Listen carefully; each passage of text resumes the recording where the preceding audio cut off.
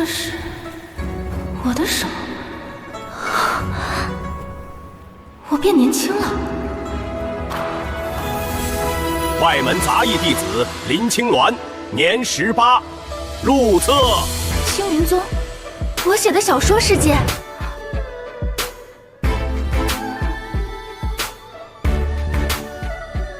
这不是我那无趣木讷的前夫。掌门到。掌门亲传弟子顾小安，年16，天赋异禀，特赐本命剑纪念。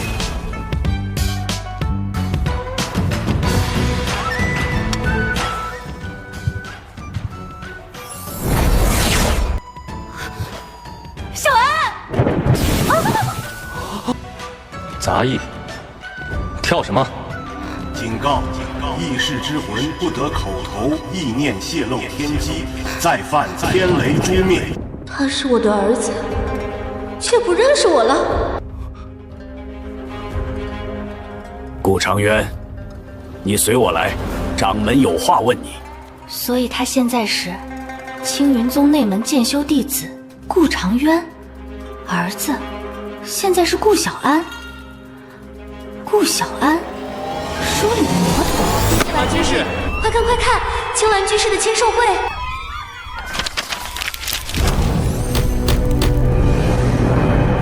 恭迎新主。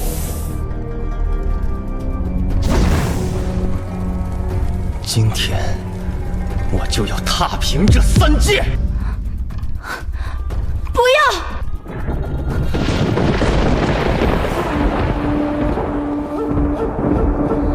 虽不能言，这时我将赌上性命，将你从魔道边缘拉回来。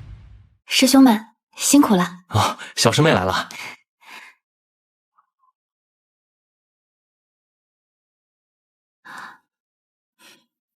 臭小子，前世就不爱吃青菜，这一世必须给我补上。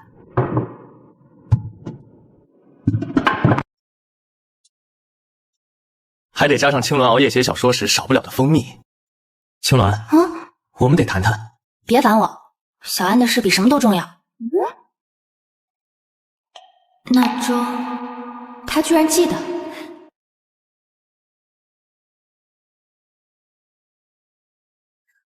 弟子林青鸾给您送膳食。不必，我自己会去。哎，多吃点蔬菜，补充营养。你以前就不爱吃。这杂役竟能引发小天雷，莫非脑子被雷劈坏了？师妹，你越界了。臭小子，敢这么对你妈！师兄教训的是，弟子告退。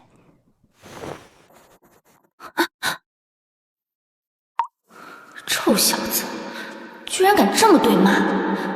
你小时候哪次不是我追着你喂饭？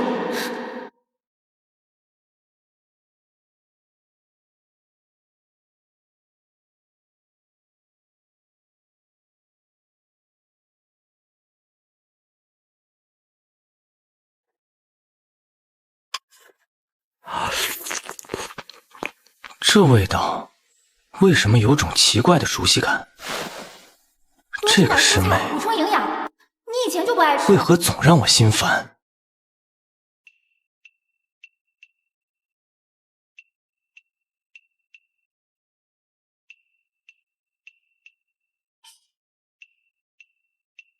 长渊，你与青瑶的婚约是宗门定下的，如今你入内门，更要好好待她，莫要辜负了掌门心意啊！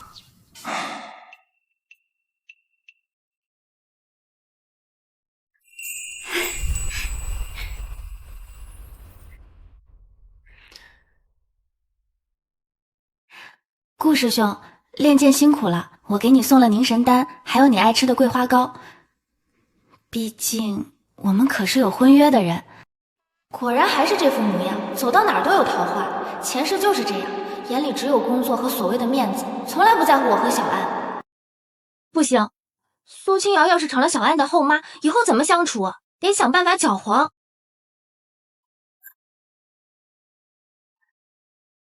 个杂役弟子怎么这么不小心？眼瞎了吗？弟子知错，弟子不是故意的。你敢帮他试试？何事喧哗？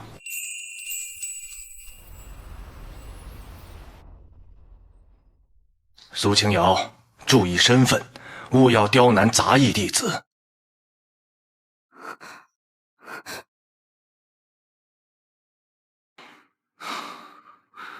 青鸾，我知道你还在怪我，这一世，我一定会让你看到我的改变。真是个桃花体质，到哪都惹事。你还敢笑？好，给我等着，看我怎么拆你的台！那个是实心草，我的修为的松草，不行，不能让他碰啊！别碰那草，碰了会废修为。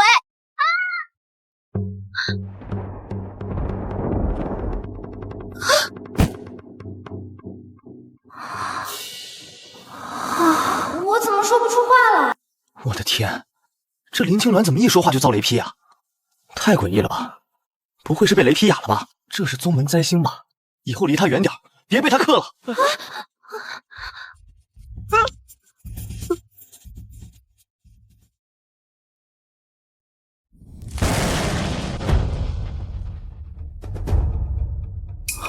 不好，青鸾出事了！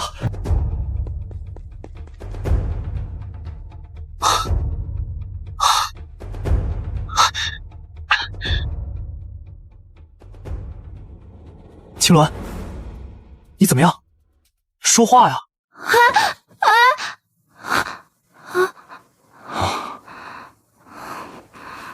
小安没事，我盯着呢，你放心。好了好了，没事了，我先送你回去。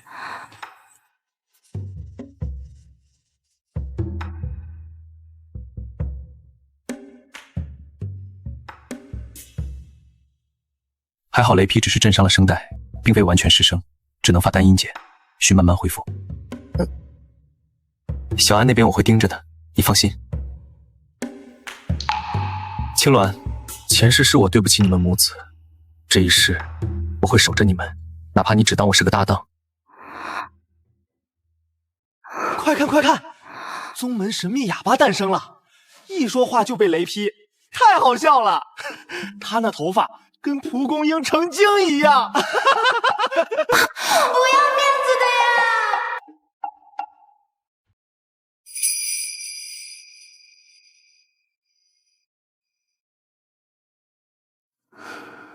他现在什么都不记得，你别跟他相认，他会以为我们是夺舍的魔修。还有，你离他远点，别给他惹麻烦。顾师兄，我看你剑法精湛，可否陪师弟对练一番？可。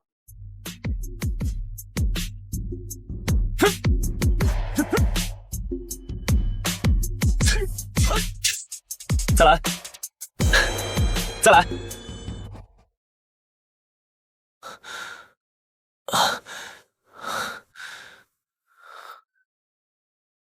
这玉符居然有灵气，这不是普通陪葬玉，这是主动护主的圣古灵物。我当时以为只是古玉，原来他跟着我的灵魂一起穿越了。顾长渊，你是不是看上顾小安师兄了？找打呢？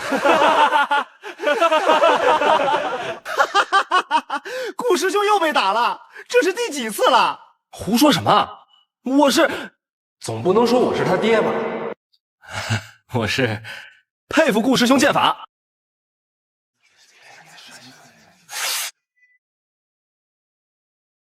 顾师兄，请自重。儿子以为我这人有病，怎么越打越开心？顾小安师兄，我们再来300回合好不好？我在想什么？龙阳之好，疯了！这古玉白天替我挡下了冲击力，绝不是普通古玉。而且我发现，我只要一靠近小安，这玉符就会发烫。明天我必须再靠近他，确认清楚。顾师兄，果然，一靠近就发热。顾师兄，你的玉佩灵气充沛，形势罕见，不知是何处得来，与你无关。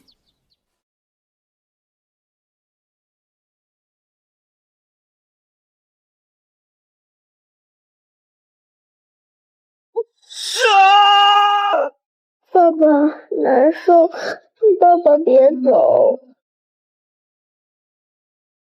顾教授，古墓紧急发掘，必须现在出发，有重大发现。麻烦照顾他，我必须走。爸爸别走，爸爸。这次爸不走，这次爸一定守着你们，再也不走了。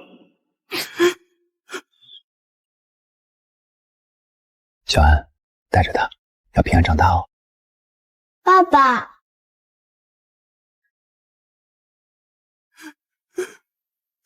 他怎么对着我的玉佩哭？难道是因为喜欢我，连我的贴身玉佩都视若珍宝？他太变态了！你干什么？这是我的东西，别碰！这个顾长渊为何总缠着我，还对着我的玉佩哭？他果然对我有那种心思。我是不是疯了？居然会对这种人有熟悉感？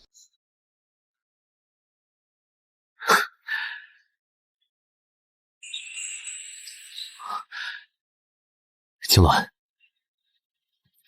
穿越前，我刚从一个亲子合葬墓挖出了这个玉符。因当时灵气异常，按规定由我贴身暂存保管线。但是我刚发现我这块玉符跟小安身上的平安玉有感应。我知道你想说这是我们顾家的祖传玉，两者怎么会关系？是不是？我刚才触碰时看清了，小安玉佩上的纹路和这枚上古玉符完全同源，也就是说，我们的家传玉应该也不是普通玉佩。我们穿越过来，可能不是意外。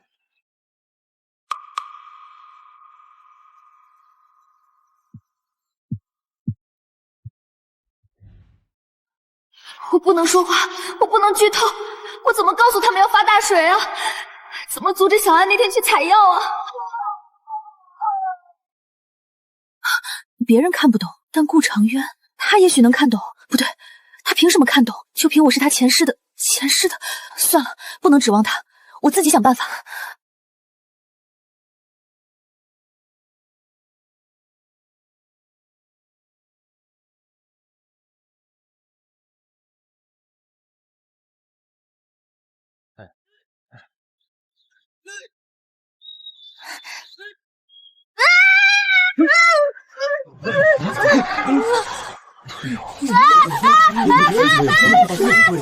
快看快看，哑巴又发神经做梦了！再比划，山上的石头都得被你吓掉下来。哎呦，不行了，笑到肚子。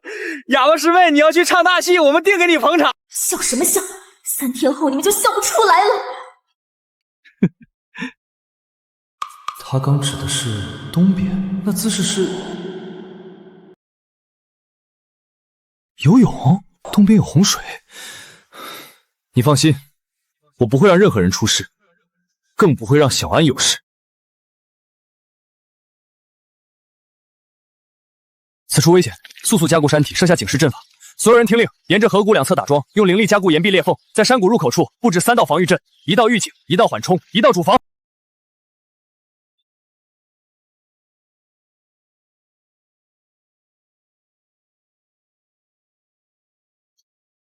是起！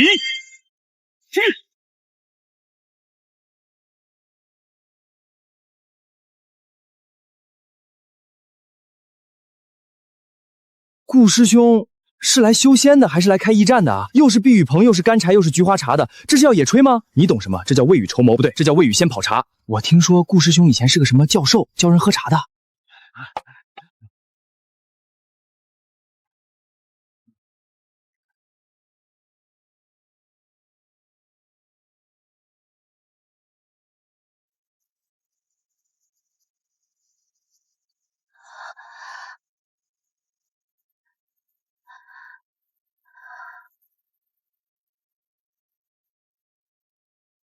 是这个味道，他居然还记得。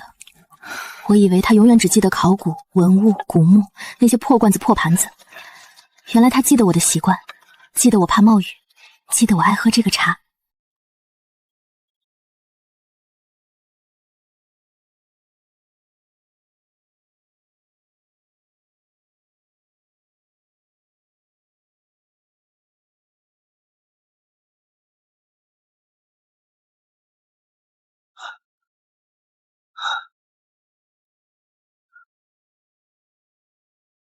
顾长烈未卜先知，是啊，要不是顾师兄，我们至少得死10个。你怎么知道的？连宗主都没算到啊！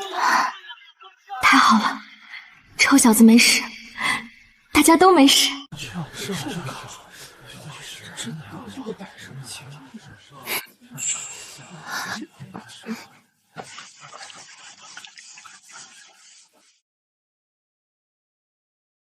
天道有常，不为尧存，不为桀亡。但若有人偷看了天书呢？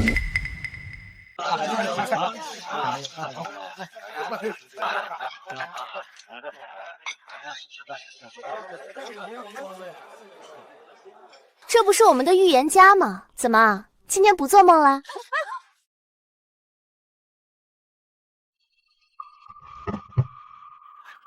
预言家惹事儿了！哎呀，不好意思，没看见你呢。一个杂役弟子也配站在路中间？果然是个哑巴，连句对不起都不会说。宗师妹，欺负杂役弟子，有失名门风范。我们的婚约我会亲自向掌门请辞，再找青鸾麻烦，休怪我不念同门情。顾长渊要退婚，为了这个杂役，好得很，你记住今天。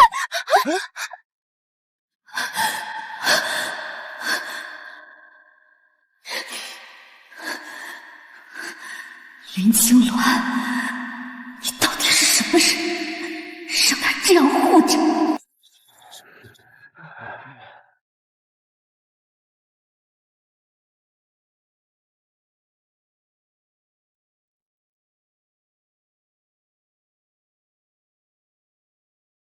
顾师兄，小心！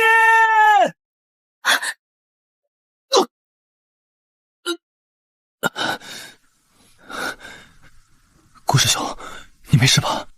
他又救我，还推开他，优先保护我，这优先级真的是断袖之癖啊！多谢顾师弟，但请自重。你抢什么？跟我等的。下次让你。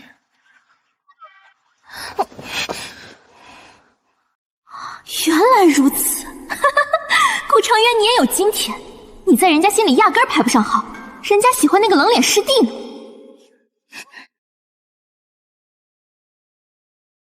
为什么生气？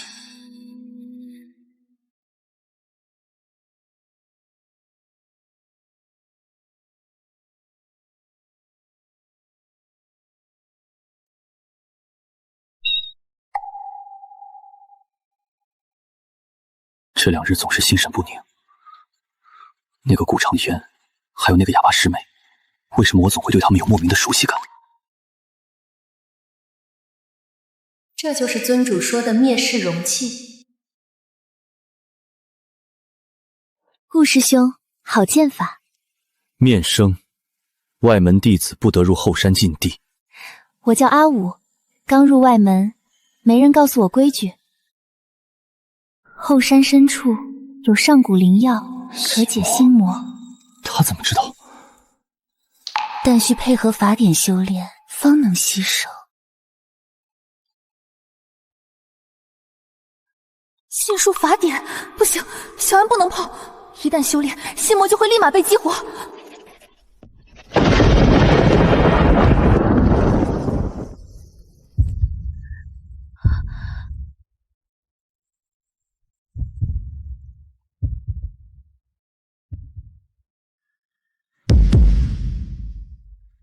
这个笔名和那个外门师妹到底有什么关系？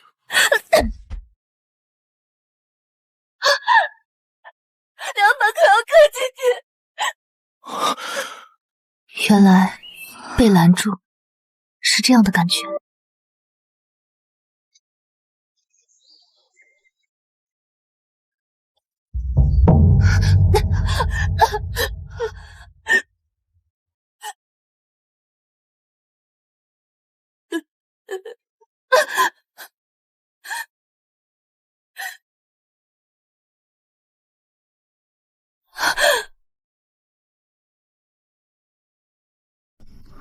青鸾，这名字和那个杂役师妹一样，是巧合吗？小时候，小安总爱吃糖，每次不开心，只要给他一颗糖，他就会笑起来。有了，虽然我练气才1层，但拧几颗糖应该大概可能行吧。臭小子，前世就爱糖，这可是妈用灵气拧的，甜不死你。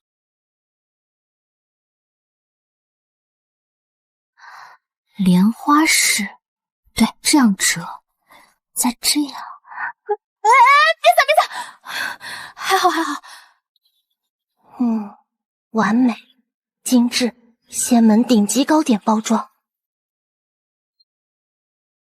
那个哑巴师妹叫林青鸾，到底是同名还是同人呢？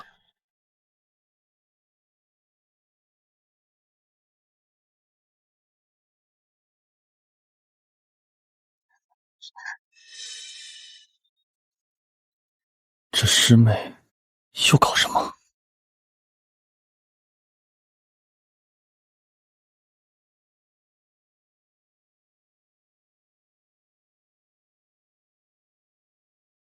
我这就去变剑髓，下次我来送。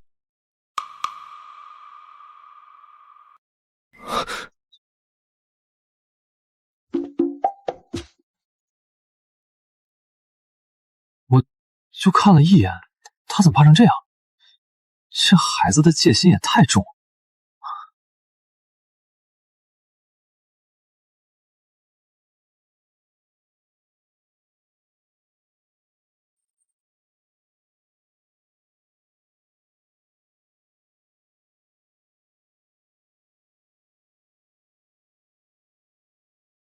小安，吃糖，不开心的事情都会消失的。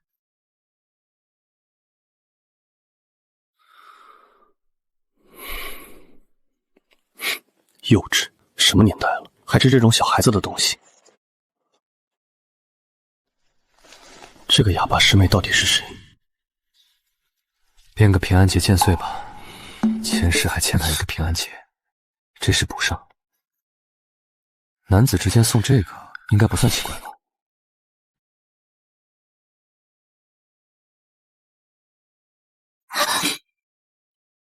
你怎么来了？我先到，你回去。你昨天送糖了，我这个剑速变了通宵，让我先给。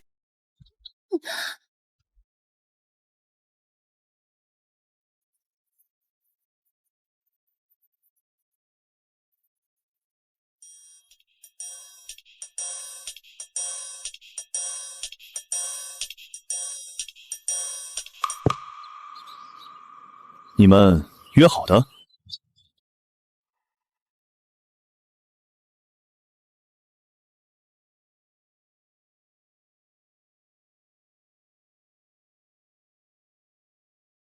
爸爸，你在做什么？跟平安节，保你平平安安。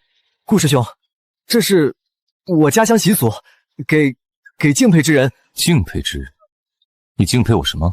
那个，你剑法好，人品好，长得像我偶像。对，偶像。师妹，你呢？顾长渊指使他送的，他到底什么时候才能放弃？无聊。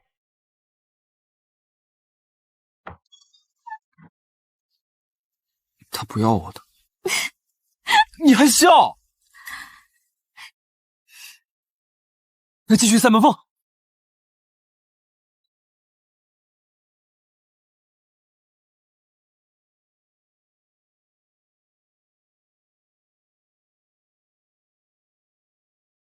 到底为什么？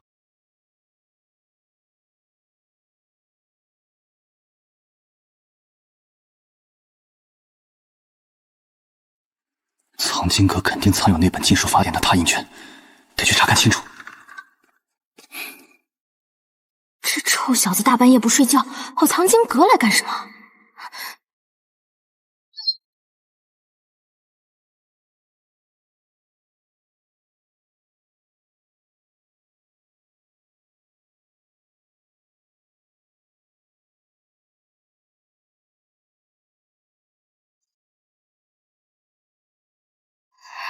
他在找什么？法典吗？这臭小子怎么这么不让人省心？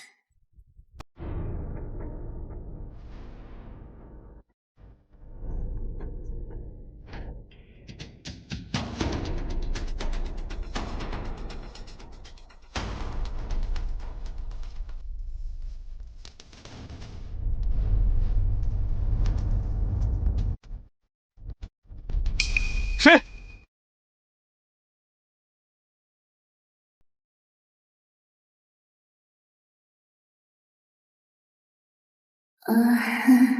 刚好路过，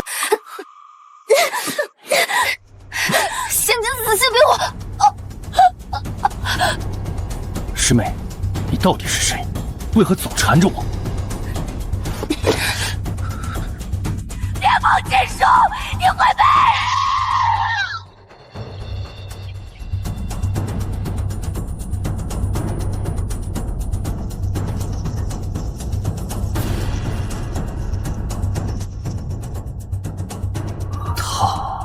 为什么宁愿被雷劈，也要拦着我？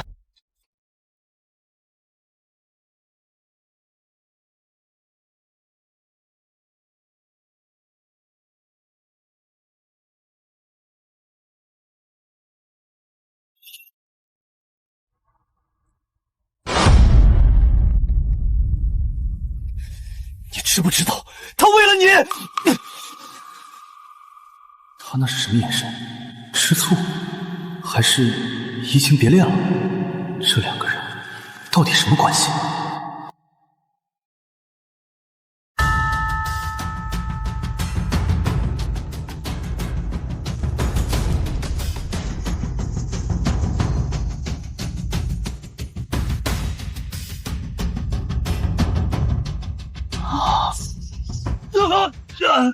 这阵法邪门的很，碰一下就浑身提不起劲儿。好多人进去采药都没出来，怕是被魔气缠上了。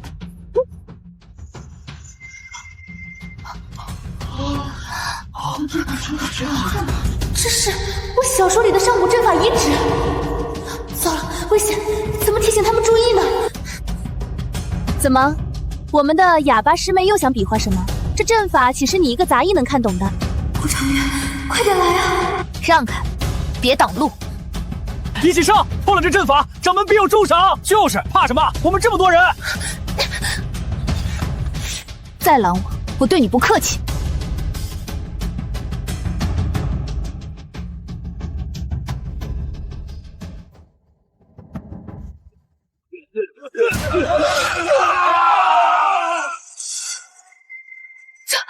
这阵法在吸我的修为！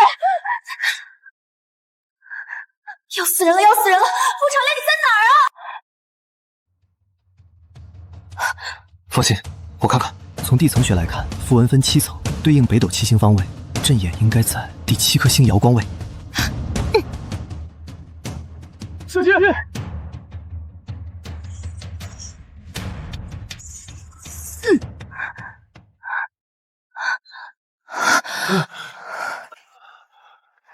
多谢。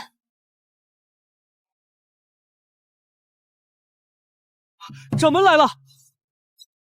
掌门，此石碑刻有上古文字，似与后山阵法有关，还请掌门查看。不过是块普通古碑，记载些上古杂事，并无大用，我收起来便是。后山近期禁止入内，都散了吧。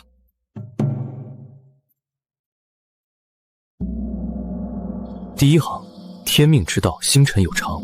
第二行，本命者，成天法，灭苍生。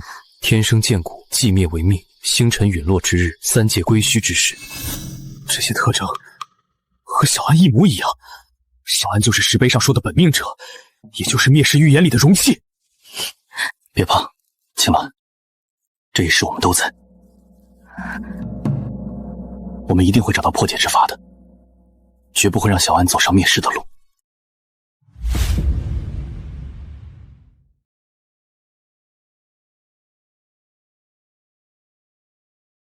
这孩子真躲不过吗？进。掌门，弟子今日前来，是想再问问那后山石碑的事。弟子略通上古文字，解读出些许内容，恐与宗门安危有关。不过是块无用古碑，故弟子不必多心。宗门安危由我和各位长老守护，你只需专心修炼即可。掌门，弟子解读出本命者，成天法灭苍生，此本命者特征与顾小安师兄高度契合，此事绝非小事，掌门怎能视而不见？顾长渊，休得胡言！小安是我亲传弟子，天一禀一心向道，怎会是什么灭世本命者？此事不可再提，否则按宗门规矩处置。弟子知晓，告退。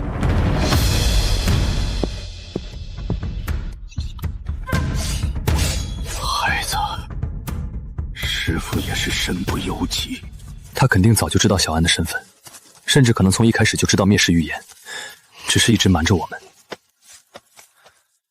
石碑上的文字只是预言的碎片，应该还有更多秘密被隐藏着。我们必须尽快找到完整预言内容，才能找到破解之法。同时，一定要看好小安，不能让他被魔道有机可乘。小安，妈妈不会让任何人伤害。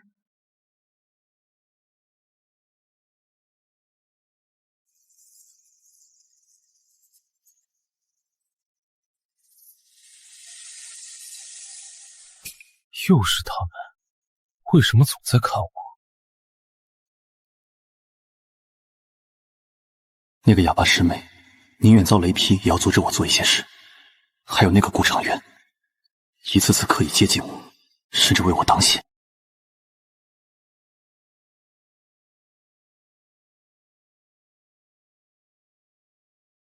顾师兄好警觉，你又来做什么？来告诉你真相呀！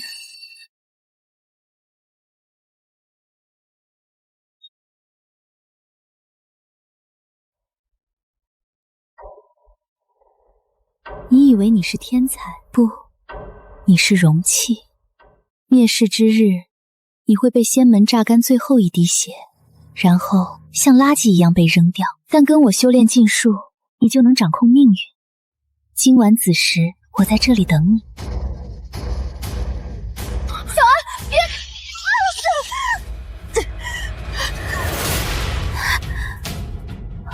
他为何总是因说话受伤？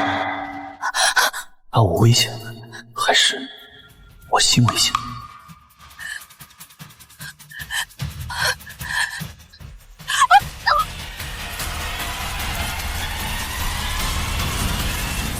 他每次想告诉我什么，都会遭雷劈。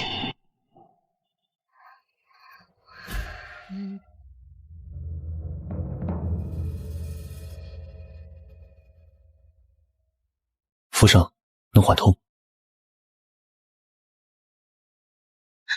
青鸾，谁伤的？我来的路上看见阿武的花瓣了，他找过小安。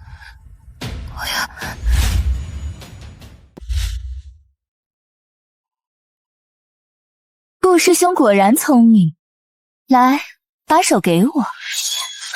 谁？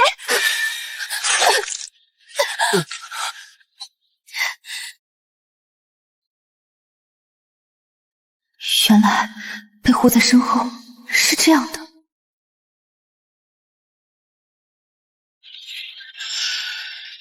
他手上的玉佩，三者同源。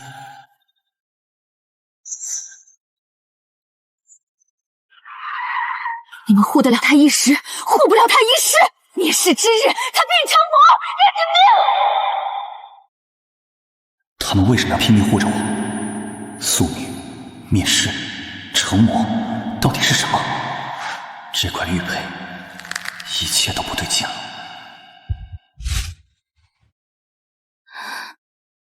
我寻了些凝气愈伤的草药，你别动，我帮你上药。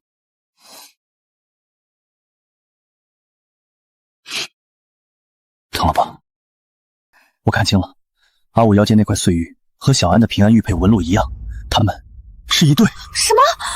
小安的那块是阳佩，阿武的是阴佩，而我手里的这块是主符。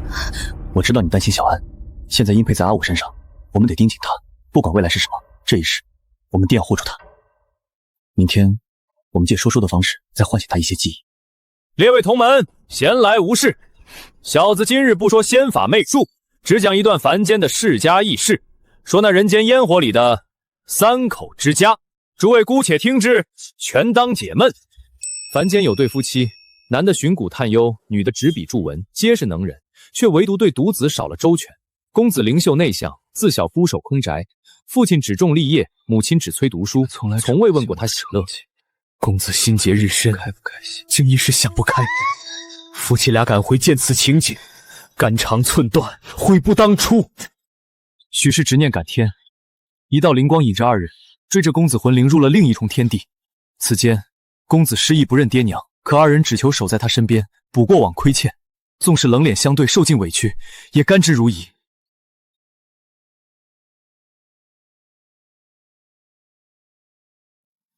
小安，吃颗糖就不苦了。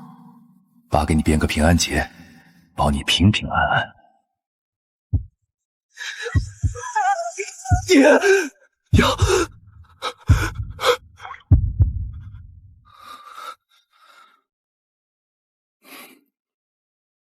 既然你们想装作同门，那我就看看你们还能瞒我多久。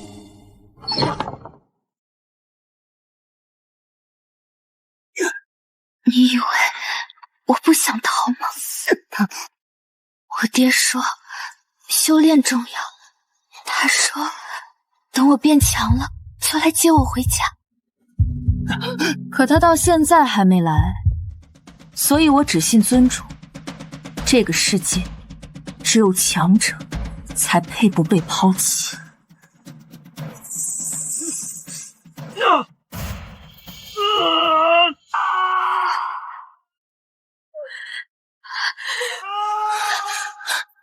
不小安，别放弃技术，我只会吞噬你的血。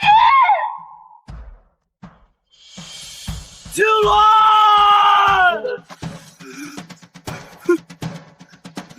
鸾，要劈就劈我，有什么冲我来，不准伤害他！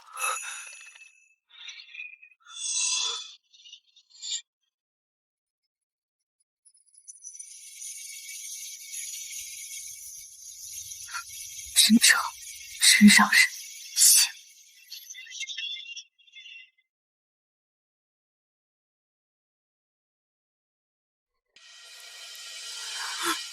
青鸾，你看着我，别睡！宿主已死，天道禁锢破除。以我之精血，度你之生机；以我之修为，换你之性命。天地为证，日月为鉴，此生此世护你周全。这玉符都在护着我们。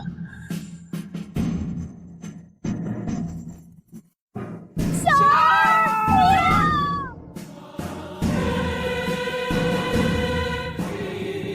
要！小安。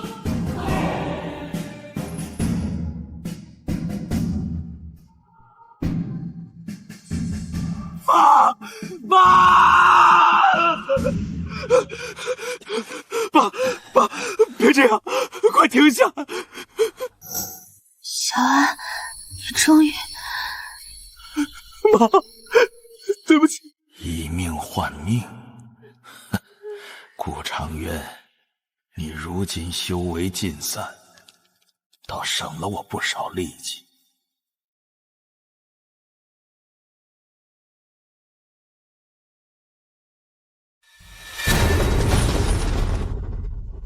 大胆魔修，竟敢夺舍我青云宗弟子的身体，还敢蛊惑掌门亲传弟子，罪该万死！掌门，我们不是魔修，我们没有夺舍。小安他……住口！顾小安本就灭世的容器，如今被你们这些魔修蛊惑，更是留不得。来人，将这3名魔修拿下，废除修为，打入锁妖塔，以绝灭世之患。是。谁敢动我爸妈，先从我的尸体上踏过去！顾小安，被魔障蒙蔽了心神，犯为师灭世之刑。原来有人可以这样爱自己的孩子，哪怕修为尽废，哪怕粉身碎骨。小安，掌门，住手！这3人是魔修，你快让开！他们不是魔修。林师妹为了护顾师兄，甘愿承受天雷之罚。为了救我出阵，她被天雷宗灼伤。顾长渊师兄破解上古阵法，救了我们数十条人命，那伤口就是证据。魔修的血是冷的，但他们的血是热的。好，今日看在青瑶的面上，暂且留你们一命。但从今日起，你们3人禁足青云宗，若有半点魔修行径，本座定斩不饶。撤！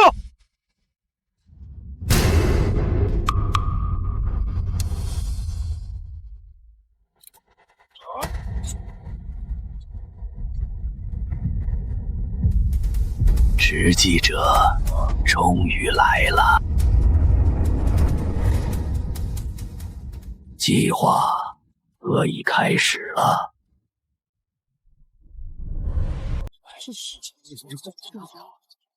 掌门，弟子苏清瑶再次恳请查清顾师兄三人身份，他们绝非魔修，而是真心守护青云宗之人。放肆！青瑶，此事我已定论，休要再受魔杖蛊惑，退下！弟子不退。顾长渊师兄破上古阵法，救宗门数十精锐，此乃大功。林师妹虽有杂役，却甘为同门挡天雷，至今重伤未愈，此乃大义。顾小安师兄一心向道，剑心通明，从未有半点逾矩。敢问各位长老，若这等重情重义之人是魔修，那我青云宗的正道又在何处？掌门，各位长老，我等三人实为一时之魂，因执念落入此界，我们无意干涉宗门大业，所求不过是守着彼此，把这辈子过完。若宗门不信，刀山火海，诸般考验，我顾长渊一力承担。掌门，弟子还有一事恳求。弟子与顾长渊师兄的婚约本是长辈戏言，如今弟子看清，顾师兄眼里心里只有林师妹一人，那是跨越生死的羁绊，从此自男婚女嫁各不相干，求掌门恩准。你简直胡闹！掌门，既然苏师侄心意已决，强扭的瓜不甜，不如成全了孩子们吧。好，既然你自愿作废，从今往后婚约作罢，都给我滚出去！谢掌门。林师妹，请留步。别谢我，我不仅是为了你，也是看不惯我爹那副高高在上的样子。其实，你那天在阵法里推开我，拼命比划手语的样子，很像我娘。她临走前病得说不出话，就是那样比划着，想摸摸我的头。可惜，直到她死，我爹都在闭关。以后若你不嫌弃，我可以做你的亲姐姐。顾小安敢欺负你，我帮你揍他。好，一言为定。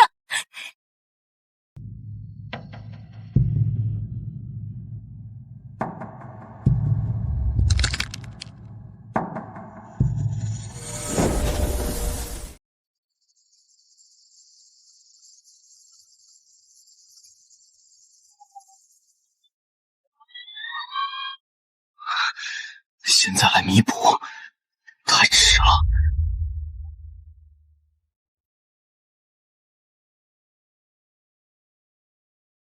我以前写小说总让女主等男主道歉，现在我才懂，等来的道歉根本补不上当时的空洞。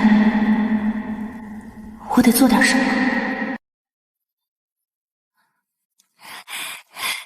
小安，你以前最爱喝奶茶，娘用灵果和泉水调的，你尝尝。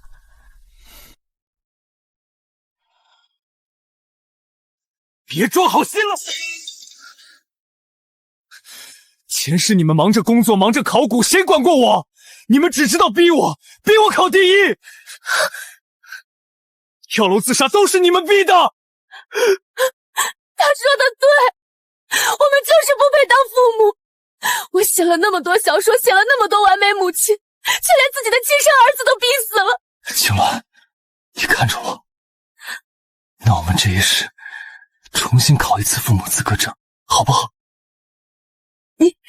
你从哪儿学来的？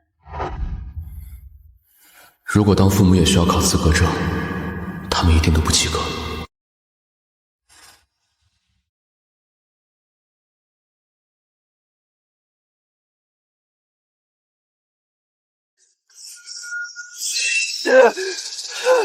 都是骗子，没人真的爱我，你们都在骗我！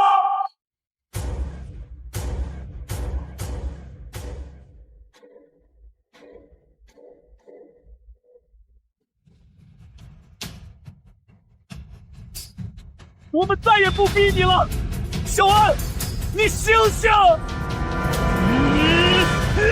青鸾，就算是死，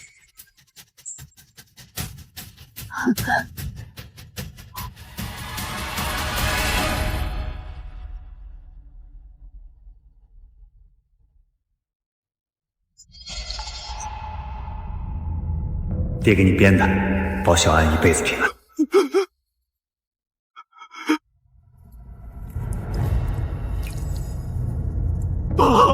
妈，对不起。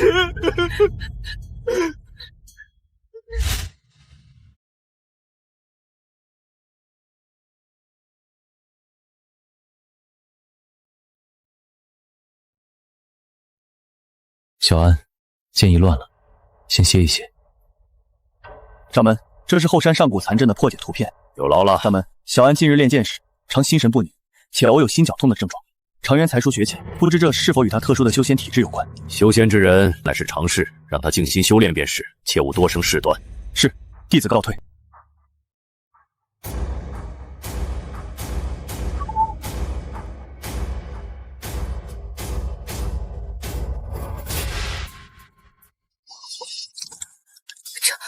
这是什么？这是我在玄真子书房偶然瞥见的一张残方，似乎与小安的心脉有关。是先天性心脏病，这是前世我带小安看病时老中医开的护心方子，那上面的每一道笔画我死都忘不掉。你的意思是，小安前世的病，跟着他的灵魂一起穿越到这具身体里了？难怪他会失控，难怪他心口会疼。修仙者的心魔本就与身体隐疾相连，我们一直以为是前世的护士造成了他的创伤，却忘了他天生就带着要命的病痛啊！我们是他的父母。我那些疼得快要死掉的夜晚，都是因为修仙。妈，有心口疼，马上要期末考了，别找借口逃避复习。听到了吗？他们连你有病都忘了，他们根本不在乎你，你只是个累赘，前世是，今生也是。我只是很疼。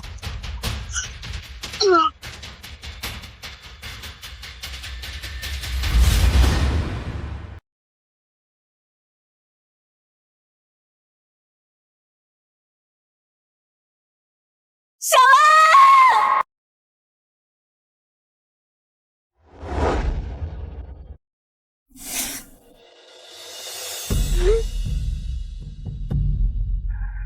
爸爸，别走！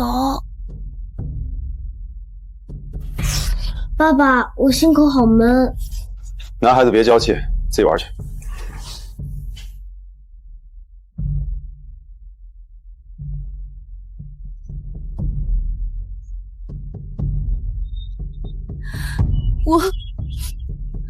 我梦见了天台，梦见了我发的那条该死的短信。小安，对不起，妈妈从来没告诉你我拼命比你考第一是因为我怕你的心脏病，我怕你以后没人照顾会受欺负，我怕我没日没夜满字赚的钱不够给你做那场手术。对不起，妈妈用错了方式。你发烧那次，我转身走了，你喊我爸爸，我听见了，但我没回头。是爹混蛋！前世我总以为你们根本不在乎我，我恨过你们。可是那天在天台，我看见你们的眼神，我后悔了，我真的后悔了。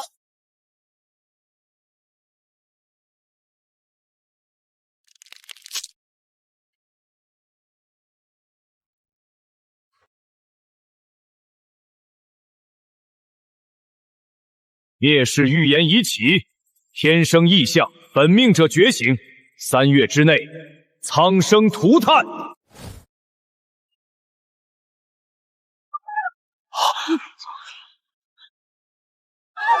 是他会带来灭世，留着这个怪物，我们所有人都得死，砸死他！世上少不了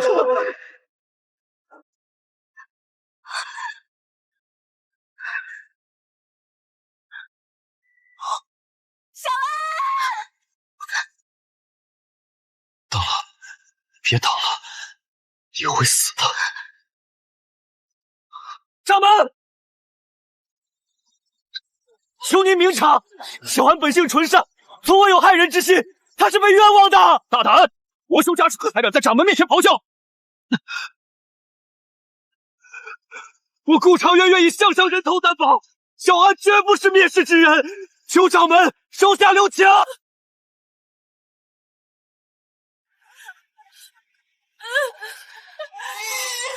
这就是为了大爷的代价吗？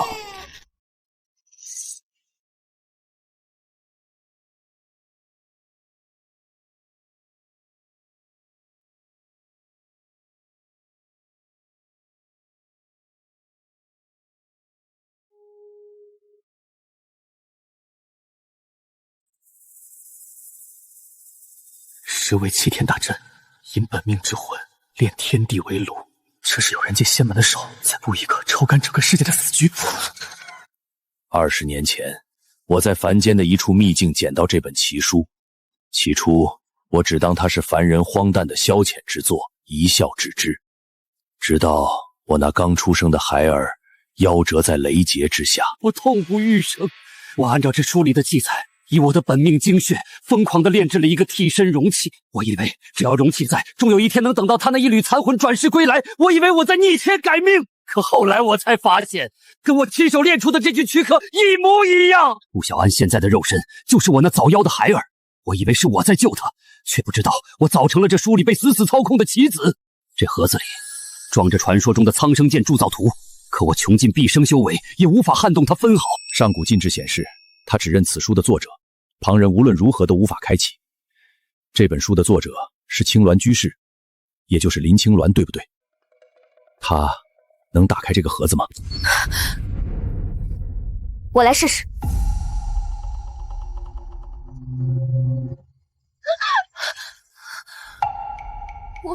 我也打不开。看来时机未到，连天道都不肯给我们一条活路。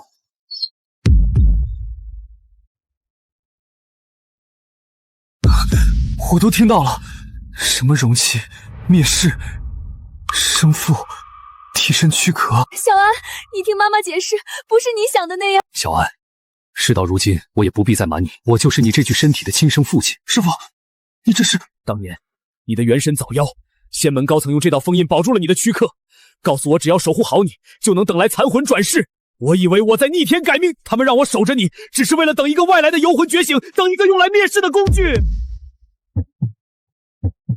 全都是骗我的，全都是假的！一个把我当死去的儿子来弥补良心，一个把我当复活的容器来欺骗自己。我到底是谁啊？谁问过我想不想要这该死的命运？顾小安，听到了吗？你和我一样，我们都是没人要的容器。这烂透了的宿命，你逃不掉的。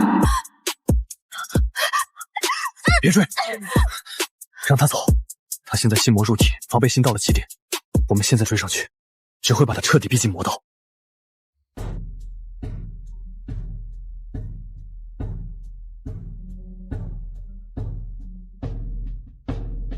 顾师兄，你醒了。为了这一天，我等得太久了。你到底想做什么？尊主说我是个失败的容器，生来就是被抛弃、被利用的下贱胚子。等我这副皮囊没用了，就只能被扔在烂泥里等死。你不一样，你是完美的，跟我一起修炼技术吧。只要你堕入魔道，你就能摆脱被他们榨干、用完即弃的命运。别用这种眼神看我，你不配可怜我。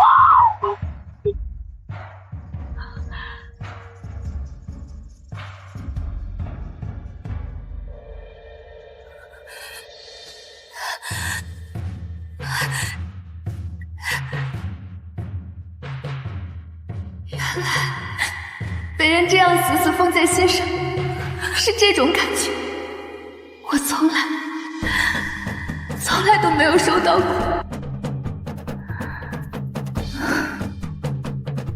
好好睡一觉吧，这是你最后的梦。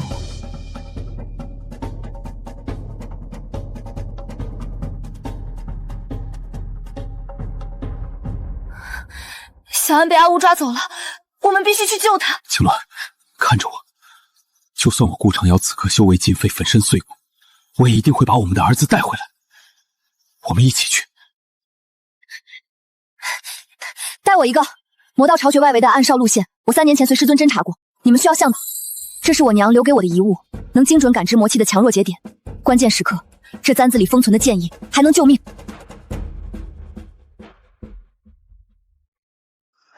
暗闯死恶渊，拿命来填！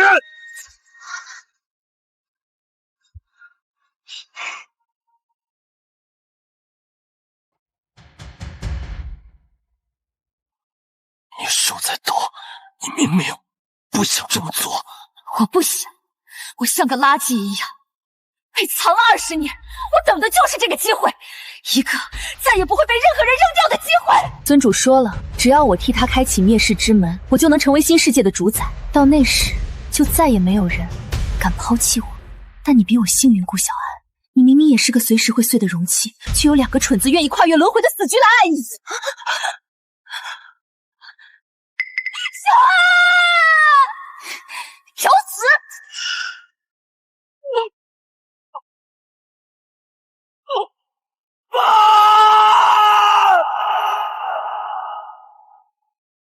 既然你不肯乖乖做容器，那就把你这具躯壳的血放干，别怪我不客气的。这是神器共鸣，苍生剑的剑气。原来这该死的剑需要至亲之血和凡尘的羁绊才能凝聚。爸，这次我白保护你们。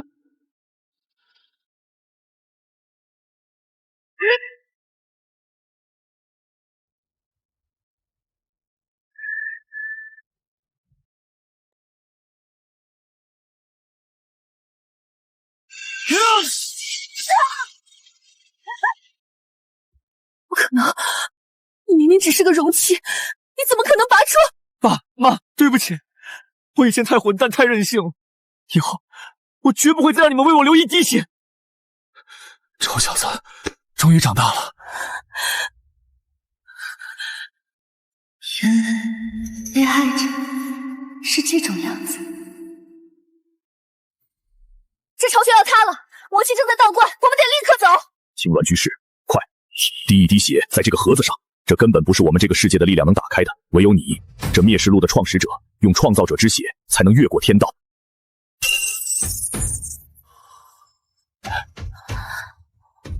苍生剑原本是一体，但在上古时期被忌惮其力量的天道守护者强行击碎，散落成了3块碎片。小安，你手里的只是剑气凝结的雏形，唯有集齐那3块真正的物理碎片，在祭坛重铸神器，才能彻底斩断那该死的灭世预言。那这3块碎片现在到底在哪里？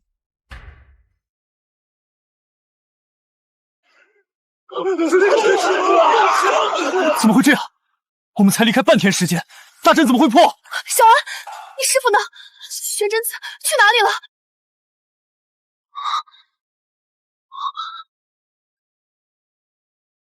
这不是阿武的魔气，这股气息更加古老纯粹，而且这魔气游走的轨迹带着上古阵法的纹路，和我们之前在后山石碑上看到的一模一样。玄真子刚失踪，宗门就变成了炼狱，这绝不是巧合。先进去，找到师傅，一切就清楚了。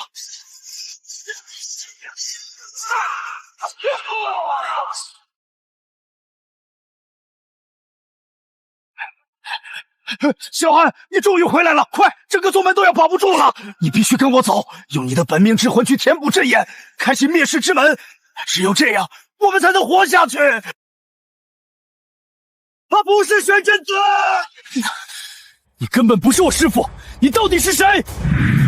不愧是完美的容器，既然这副皮囊没用了，那就不装了。小安，攻他左内3寸，那里阵法魔纹节点最脆弱，会产生迟滞。小安，他的力量核心来自灭世录的元宝残片，不要用灵力硬碰硬，小心他的魔法攻击。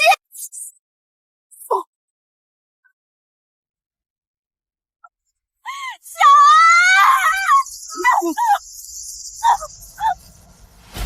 放弃挣扎吧！你以为拿了把破剑就能当救世主？你从始至终不过是个用来盛放力量的器皿，这是你刻在骨子里的宿命，无人能改。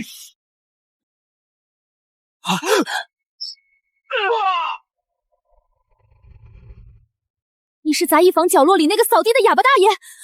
不对，这长相是我在灭世录大纲里设定的天道守护者。林居士，别来无恙，我本不该存在，是你当年在落笔写下这残忍命运时，内心那一抹极其强烈的想要保护他的意念凝聚成了我。如今这世间的剧情因你们的到来已偏离原著，天道失衡，我才得以化形入世。赤儿还不醒悟！兄长，他们想利用小安本命者的特殊体质作为钥匙，强行开启灭世之门，夺取被封印的上古神力，以此来掌控整个修仙界。把你的玉佩给我。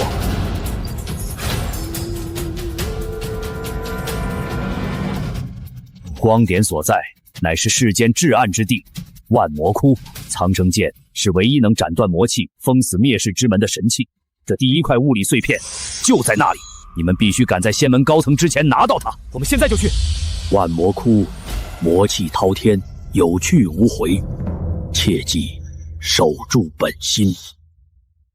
不管万魔窟是刀山还是火海，这一次我们一家3口死也要死在一起。走！你们快走！我控制不住他了，小安，万魔窟，千万小心那个啊！一家人同生共死，真是好感人的戏码呀！我绝对不会让你们拿到碎片，我也绝对不要再做那个被人随手扔掉的烂容器。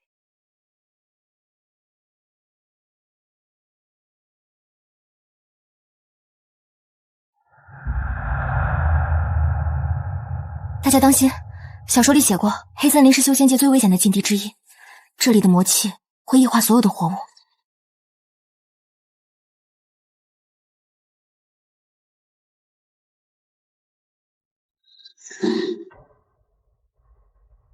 尊主说容器会自己送上门。你看，容器这不就来了吗？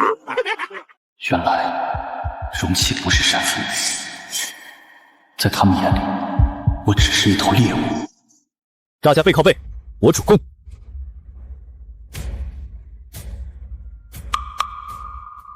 青鸾，项圈上刻着你的笔名。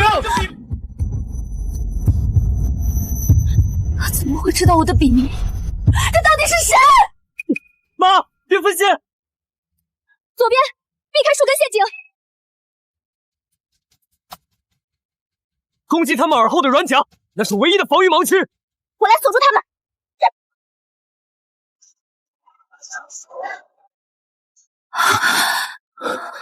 这些全都是以前来学神器的人，外围就已经有这么多死人，前路恐怕比我们想象的还要凶险百倍。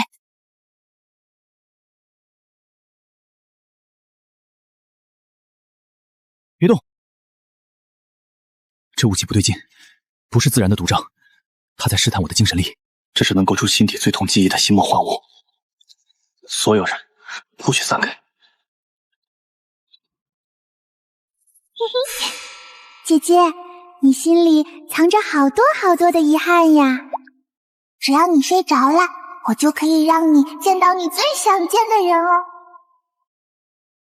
娘，不要走，别丢下我一个人。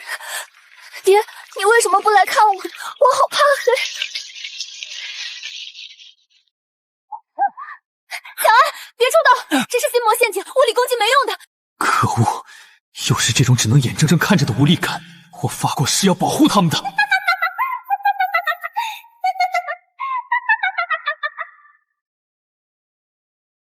睡吧，睡吧，在我的摇篮里睡着了，就永远不会娘要走了，你要自己好好照顾自己，要坚强啊，不要哭。娘，我不要你走，我害怕。爹呢？爹为什么还不回来救你？父亲，求你回去陪陪娘吧，她快死了。宗门示众，为父不能久留，修仙者当断情绝念。你如此软弱，怎配做我的女儿？娘，别这么吓我！苏清瑶，你给我醒醒！想想你娘临终前对你说的话，她让你坚强，她希望你好好活着，不是让你在这里等死的。青瑶啊，你是娘唯一放心不下的，一定要自己好好的活着。就是现在！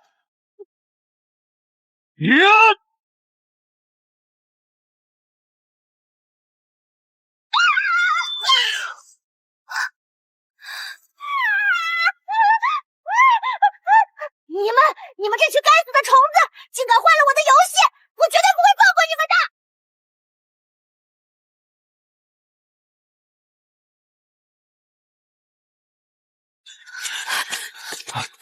的！没事了，没事了，我们都在这儿。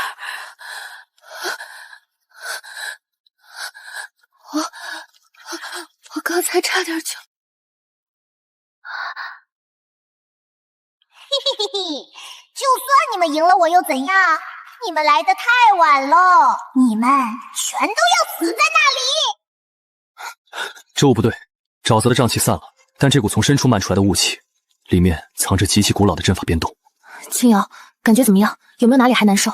没事，我已经好多了，让你们担心了。顾师兄，青鸾姐，我们快走吧。那个在暗中操纵一切的人已经抢在我们前面了，必须追上去。我去前面探路，我殿后，走。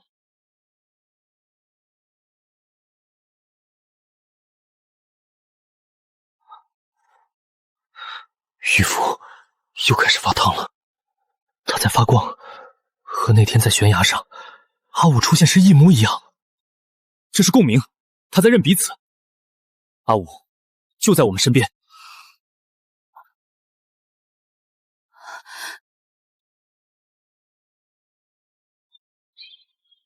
别亮，给我闭嘴！我是被抛弃的失败品，我跟你们从来就不是一路人。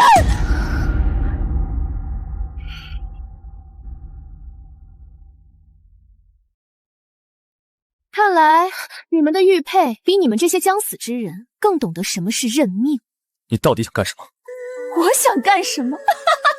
顾小安，我想亲眼看着你这个自以为是的完美容器，是怎么在毫无利用价值后被他们像扔垃圾一样一步步抛弃在烂泥里的。我是失败品，你是完美容器，可是那又有什么用？在那些高高在上的棋手眼里，不管你多完美，到最后我们这种人注定都会被抛弃的。我不会被抛弃的，因为即使那是死局，我的父母穿越轮回也要找到我。那个方向是祭坛的方位。那边魔气突然爆炸，一定有问题。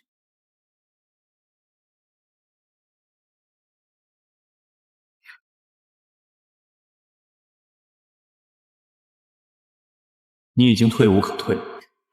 退？我从来就没有退路，也从来没有逃过。我停下来，只是为了让你们看清楚，我这副恶心的皮囊下到底装着什么烂东西。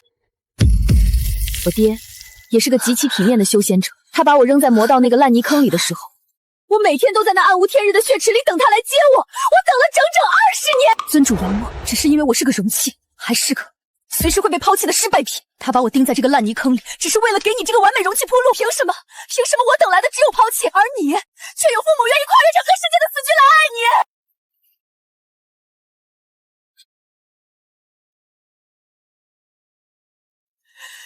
不要用这种眼神看着我！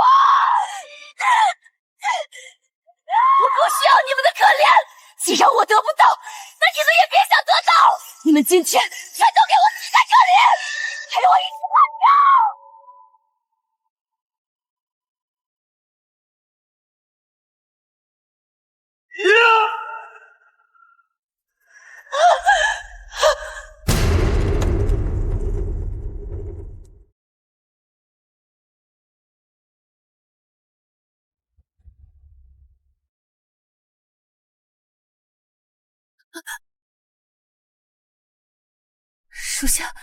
属下办事不力，参见尊主。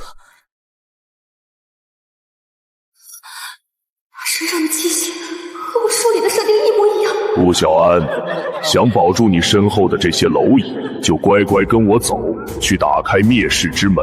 我可以大发慈悲，饶他们3人不死。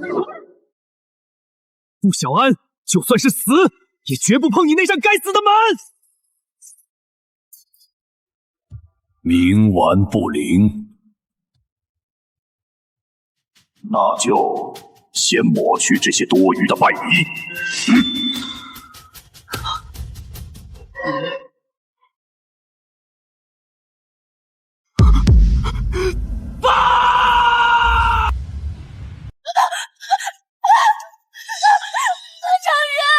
常人，你醒醒，你别吓我，常人。本命者，别再做无谓的挣扎，你只是这书中的一粒尘埃，改变不了既定的宿命。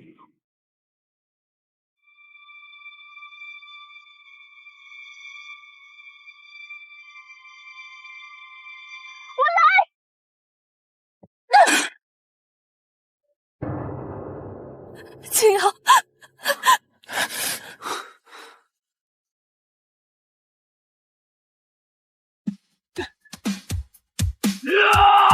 催动机会会速速分裂的，你会生死道消的，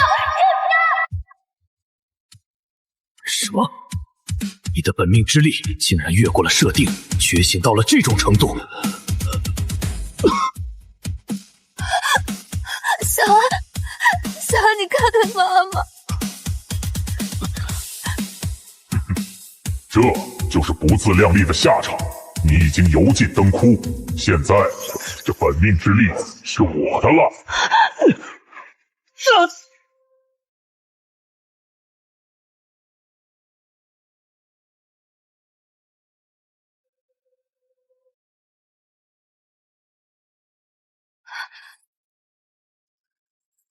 你强行拨弄命轨，篡改天道，屠戮生灵，还不住手！天道守护者，你这老不死的，竟敢屡次三番坏我的棋局！灭世之举，逆天而行。只要老朽还有一口气在，你这窃取天地造化的贼子，就休想得逞！天道拦不住我，你们统统都要死！秋鸾，这枚金色的凝神丹能稳住你夫君崩碎的经脉。这枚白色的疗伤丹，给这小子服下，可化解他强行催动本命之力的反噬。青鸾、小安、青瑶，你们没事吧？爸妈，我没事，我还死不了。你们不能在此久留。黑影虽然退走，但他窃取的力量正在极其恐怖的暴涨，老朽也只能阻他一时。苍生剑的线索只解开了一半，完整的剑体就藏在黑森林最深处的万魔窟。挣扎吧，蝼蚁们！万魔窟就是你们的坟墓。苍生剑，还有那具完美的躯壳，最终都只会是我的。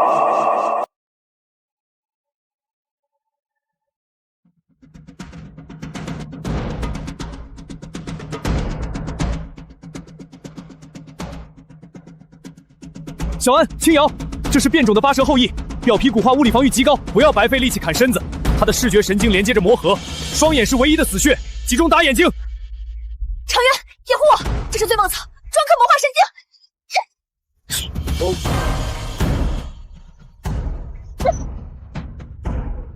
好机会！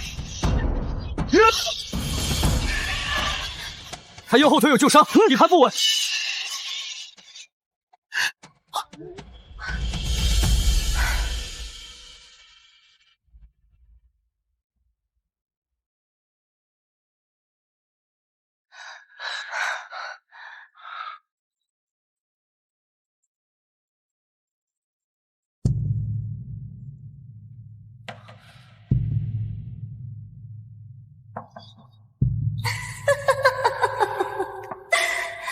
有趣，真是有趣极了。能活着走到这里，你们4只虫子比我想象中要顽强一点。看到那些骨头了吗？全都是不自量力、妄图来跟尊主抢苍生剑的蠢货！你们的今天就是他们的下场！阿武，够了！你我都是被亲人抛弃、无人守护的孤女，你明明深知那种坠入深渊的苦楚，为什么还要沦为别人手里的刀来残害同类？你以为一味的顺从尊主就能换来家吗？醒醒吧！你永远只是他手里一颗随时可以丢进火炉的棋子，你什么都得不到！闭嘴！多说无益，给我杀！把他们全部剁成肉泥！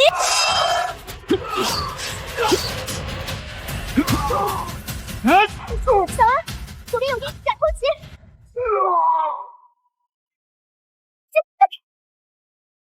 你的对手是我。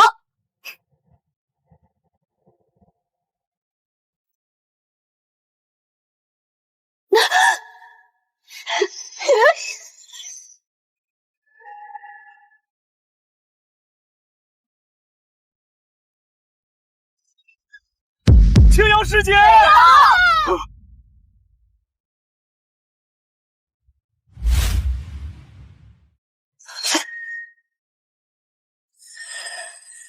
不准碰他！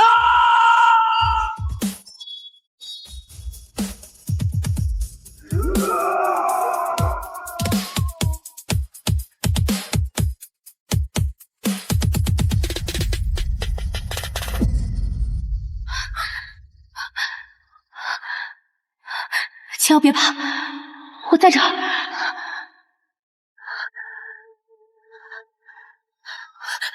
没气了。青瑶，他没气了。青瑶，我最后说一次，让开！再往前一步，我定要你神魂俱灭！不可能，阿武，我曾同情你被当成棋子，同情你被抛弃的痛苦，我一再留守，不想把你赶尽杀绝，但你步步紧逼要杀我的家人。我最后说一次，让开！再往前一步，我会杀了你。为什么？为什么只有我像个垃圾一样在烂泥里烂掉？为什么我永远也得不到这些？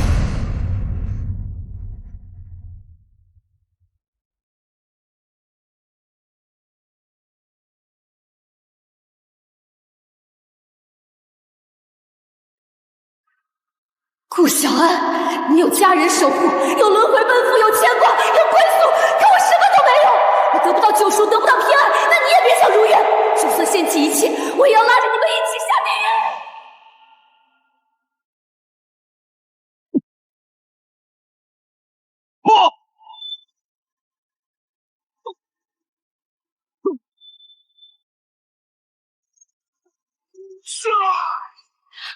小安，别硬靠，金丹之力全靠他自身灵气作为引子强行催动，只要锁死他体内的灵气流转，金丹就会瞬间反噬，他必自食恶果。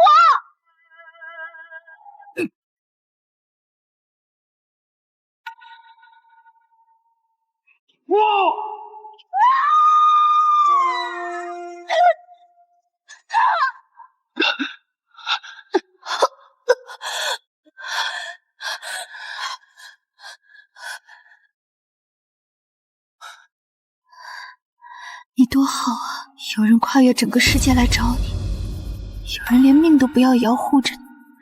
可我等了一辈子，从来没有人问过我愿不愿意，也从来没有人跟我说一句抱歉。我替所有把你当成棋子、所有亏欠过你的人，跟你说一声对不起。阿武，你自由了，你不用再被宿命捆绑，也不用再做任何人的棋子了。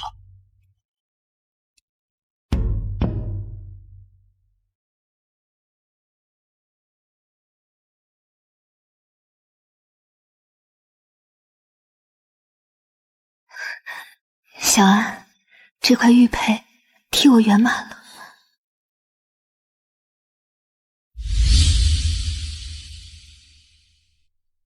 以后就让我来做你的剑穗吧，护你一世。阿武，谢谢。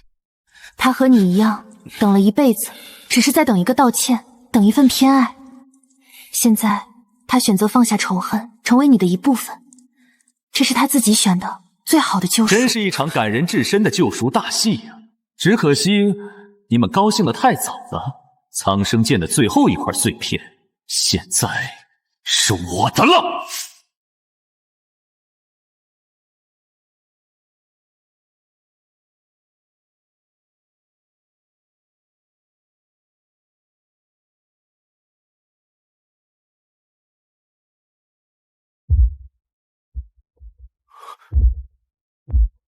这就是《密室录》里记载的封印碎片的最后一道关卡。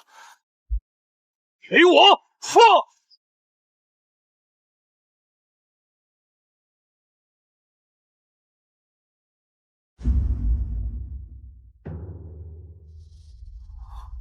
晚了一步，他连这里都算到了。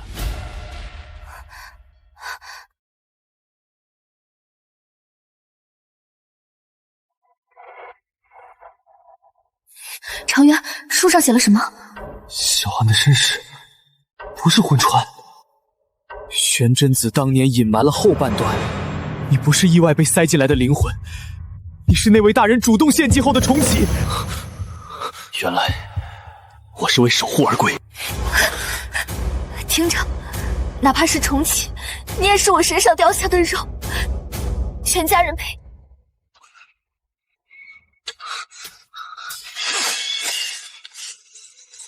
他没打算让我们带着真相出去。是上古凶阵，千面血绞阵，一旦被困，阵法会抽取我们的生机力来加固壁垒，强攻无效，必须找出阵眼。原著里根本没写过万魔窟里有这种阵法，黑影是故意在这里设下的绝杀。爸妈，你们快找，我还能顶一炷香的时间。找到了，这就是阵眼，毁了它。不对，真正的阵眼藏在假象背后。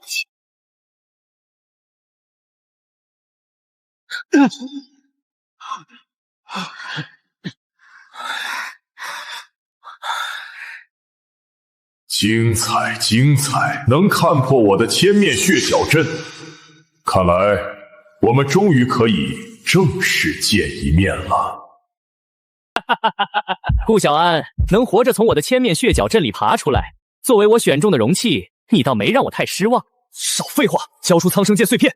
你害死那么多人，今天就是你的死期！替天行道，哈哈哈哈！顾小安，你真是可怜又可笑。你以为你是救世主？你不过是一枚被蒙在鼓里的棋子，一个随时可以丢弃的笑话。他在激怒你。哼，既然你们这么渴望真相，那就先见见老朋友吧。玄真子，师傅，看看你的好父亲，我的魔气侵染了他的灵魂。你这个疯子，放开他，冲我们来！顾长渊，比起你们向他隐瞒的那些秘密，我这点手段算什么？好戏开场了，动手！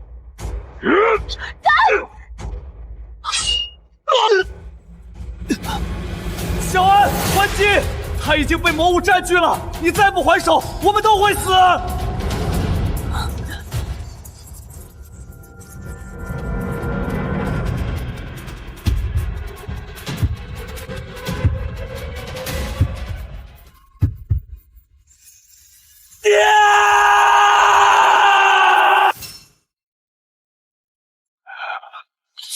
小安，爹，是我，你醒醒！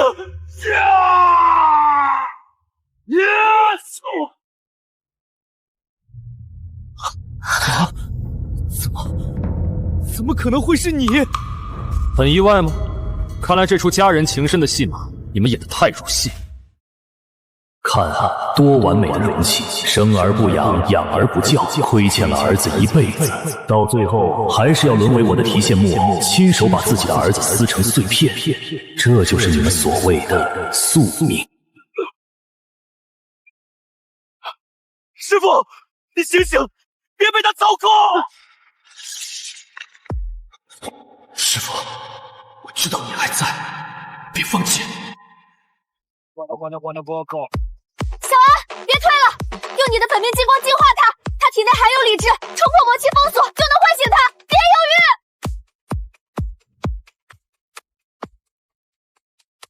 长渊，他的左肩是魔气流转的死角，攻他左肩。去！小安，别管我，快杀了我！也不能再做别人手里伤害你们的刀！不，一定还有别的办法。父慈子孝的戏码，真让人恶心。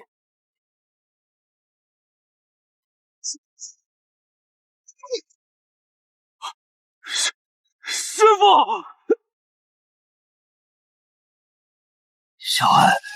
对不起，我是真的想当好你的师傅，也想当一个好父亲。在青云宗的密室里有第二块苍生剑碎片，一定要。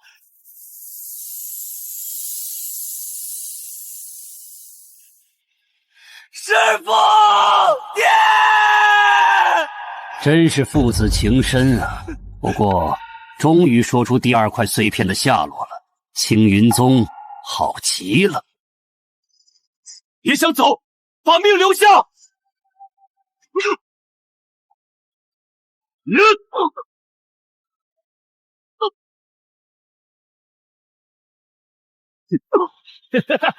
顾小安，下次再见，我一定会亲手抽干你的本命之力！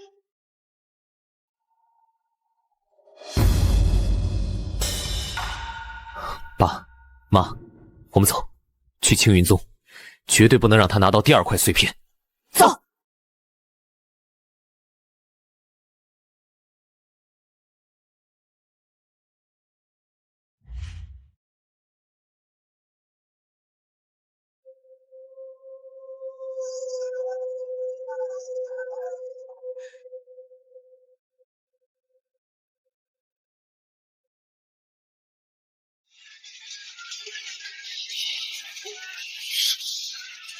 密室在后山禁地，走！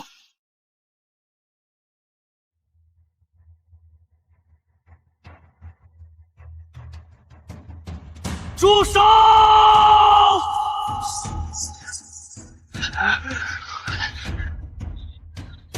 咽下去，这能护住心脉。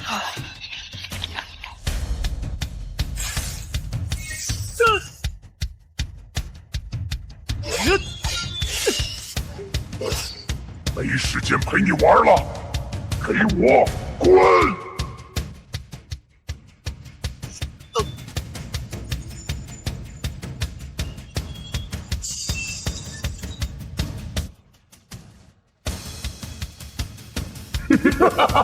他是我的啦！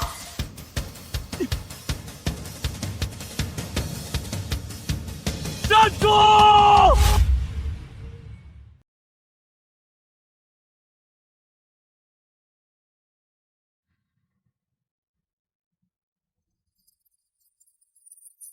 不猜！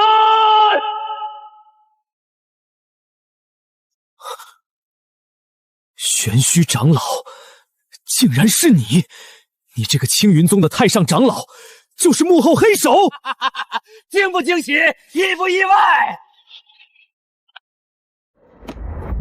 林青鸾，或者我该叫你青鸾居士。我追更你的灭世路整整300年。你就是评论区那个给我打赏10万灵石，天天私信骂我、逼我改档的毒粉。没错，你居然敢把我最爱的灭世者写死！在第47章，我跪着求你改结局，你居然敢拉黑我！这页原稿随我穿越而来，我屠戮弟子、操控玄真子的力量，都是你的垃圾剧情赋予我的。就因为你那病态的执念，你搅动修仙界大乱，视苍生性命如草芥，你根本不配谈什么热爱，你只是个迷失在幻境里的可怜虫。所以，我们一家人这辈子在这个世界拼死拼活，九死一生，原来就是为了给我妈小说的极端黑粉擦屁股。闭嘴！会亲手写下完美的灭世结局。小安让开，他的力量源泉是元宝，我是作者，我的血就是这个世界的最高规则。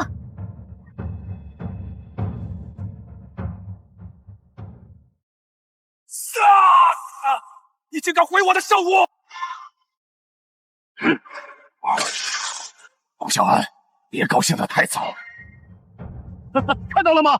最后一块碎片就藏在魔道巢穴的核心祭坛之下。等我重组苍生剑，开启灭世之门，你们这些原作者的提线木偶，一个也活不了。青鸾，疼吗？魔道巢穴必定是九死一生，我们需要休整。我不疼，长渊，这是我欠这个世界的。这一次，我们一家3口并肩把这个烂摊子彻底解决掉，绝不能让那个疯子毁了这里。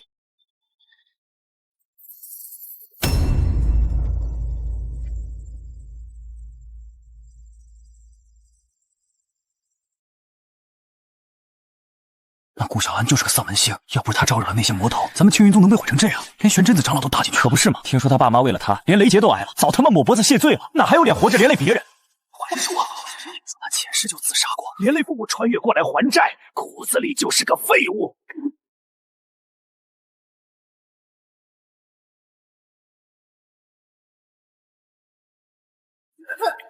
小安，对不起，爸妈累了，真的活不动你了。为什么你总是个累赘？父，我不是累赘，我不想连累你们。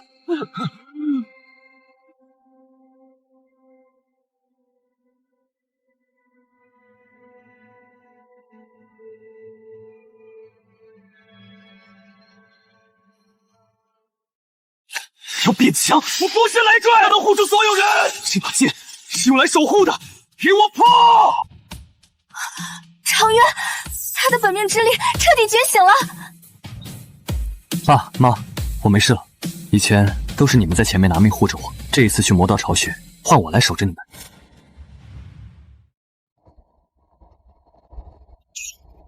是上古魔纹，和玄虚那张残咒的气息完全同源。他在用这片地脉的负面能量给巢穴冲脑，千万别踩线，会触发连环杀阵。前面是玄虚设定的幻心阵，他会抽拉我们心底最深的恐惧。破阵的唯一方法是心无杂念，只要我们潜意识里有丝毫动摇，就会被幻象永远困住。我来开路，爸妈跟紧我，不管一会儿你们看到什么，记住那都是假的。这一次，就算天塌下来，我也护得住你们。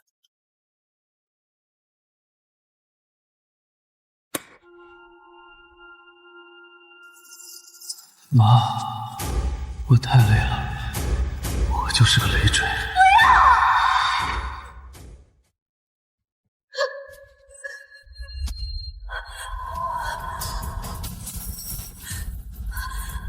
假的，我的儿子早就从这深渊里爬出来了，给我碎！唐渊，2号坑出现坍塌，马上带队过来抢救文物。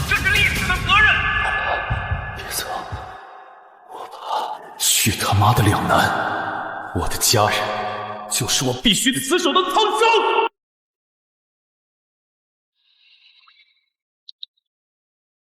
小安，你终究是个怪物。不是我干的，我绝不会伤害你们。小安，醒醒！玄虚，用这种下三滥的幻觉来恶心我，你找错人了。我不是带来毁灭的魔，我是终结你的天命，给我破！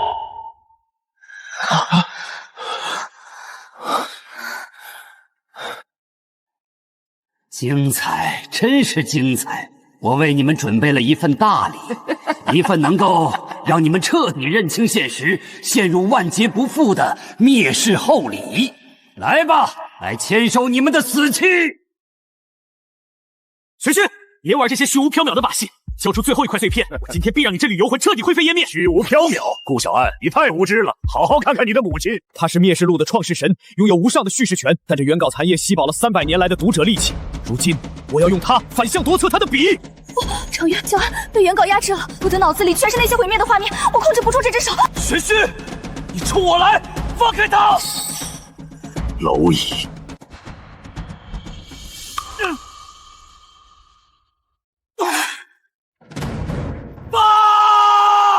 顾小安，我给你2个选择，要么交出你手中的2块碎片，让我重组苍生剑，开启灭世之门，我可以饶你们一家3口不死；要么看着你母亲亲手写下你们一家人的惨死结局，看着顾长渊被魔气吞噬，看着你自己堕入魔道，永世不得超生。选吧，我给你10息时间考虑。绝不能失去他。小安，别听他的，别给碎片，我们能想办法。敬酒不吃吃罚酒，那我就先收点利息。给我写顾长渊玉符碎裂。住手！我全给你。玄虚，你先解除对我妈的控制。如果碎片离手时她还没恢复自由，我自报本命，要拉着你一起下地狱。放心，只要碎片到手，这提线木偶我自然会放的。拖延时间，找机会破残焰。我知道了，作者的初心能压制残焰的负面魔气，而我的初心从来不是写灭世，而是写守护与团圆。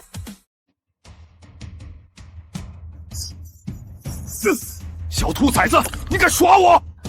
玄虚，我的世界轮不到你这戾气来定结局。以我之笔，写守护之章；以我之血，破残焰之魔。你这个贱人！既然你找死，我成全你。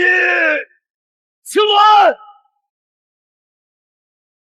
我说过，我会守着你。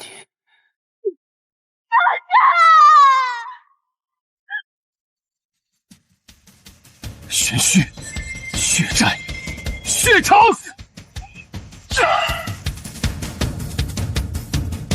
不，那是我的。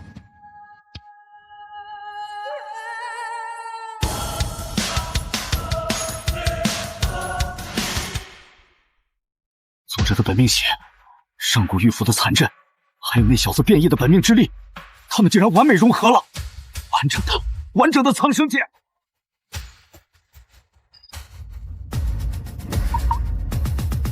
阿武，我听到了，我不会让师父白白牺牲。好极了，只有完整的苍生剑才配开启灭世之门，拿来吧你！玄虚，结局来解。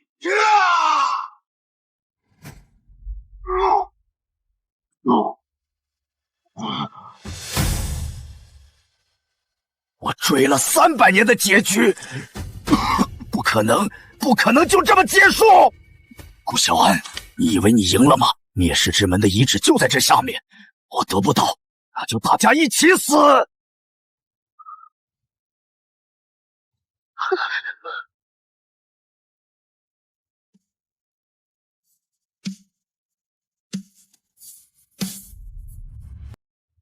哈哈！灭世之门一开，苍生涂炭，世间焦土，我才是改写所有结局的唯一主宰。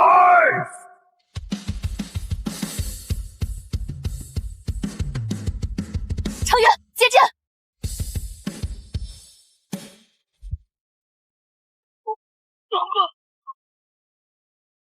爸！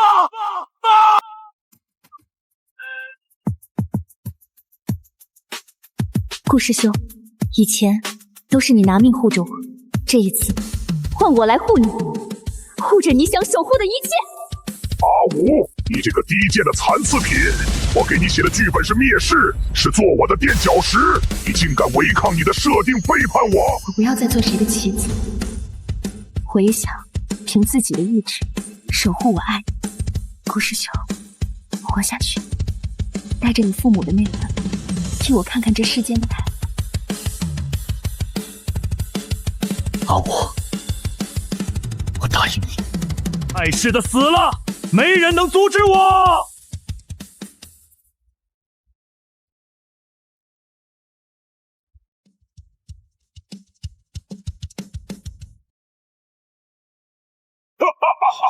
就算碎片归位又如何？这灭世的洪流，你这只蝼蚁挡得住吗？长渊、小安，我是原作者，这世界的局部规则我还能改。玄虚之末，郁金即散。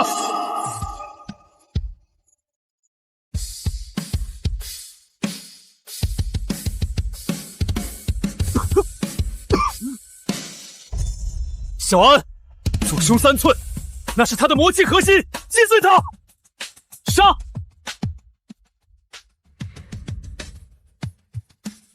不能，你们休想！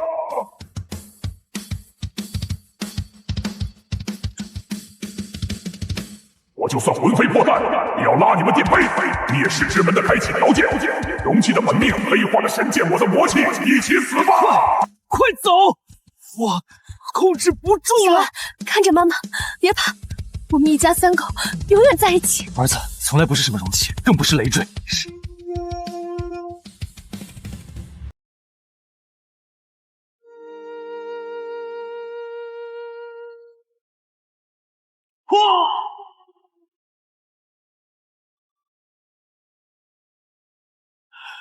你写的结局比我的好。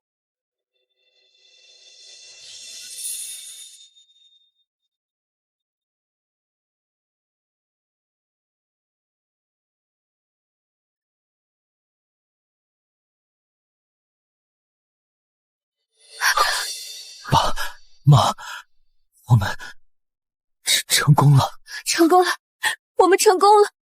我们的小安长大了！我们一家3口做到了，以后再也没有什么灭世危机了。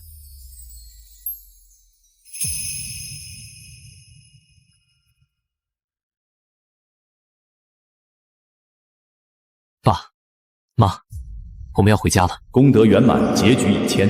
顾小安，你们用羁绊改写了灭世录，现在天道赐予你们奖赏，是回现代重启平凡人生，还是留在此界守护苍生？青鸾，你想回去吗？我去哪儿都好，只要有你们，哪里都是家。检测到羁绊之力超出边值，触发天道隐藏平衡规则，3人入2人留，必须有1人回归现代，否则3人魂飞魄散。我回去！又想丢下我？前世你们丢下我面对抑郁，你们又想用这种方式自我感动？听好了，我不选。这世上没有我顾小安救不下的结局，我们要么一起留，要么一起死！警告：规则冲突，逻辑错误，羁绊值溢出，无法计算。爱不是选择题，爱是让选择题消失的答案。我们这算不算卡了天道的 bug？ 不，是爱这种力量本身就是天道最大的后门，这一世是做你们的后门。就是前尘难清流